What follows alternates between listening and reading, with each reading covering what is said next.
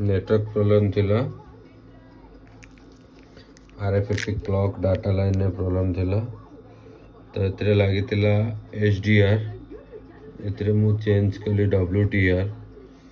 जेतु दीटा जाक data set same थिला तो से चेंज कली विच ता सहित CPU भी रिवॉल्व करिया पड़ला कहीं ना प्रॉब्लम थिला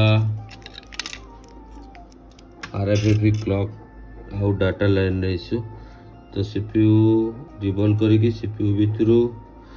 माइक्रो जंपर बाहर करिकी सेही पाखरे ही गोटे ट्रैक को स्क्रैच करिकी जंपर मारली तापरे प्रॉब्लम सॉल्व होला कारण ये जो CPU साइड रे ए टाइप रो जो कटिंग मार्क रुहे ए टाइप रो तो सही जगह रो ट्रैक कटि थिला।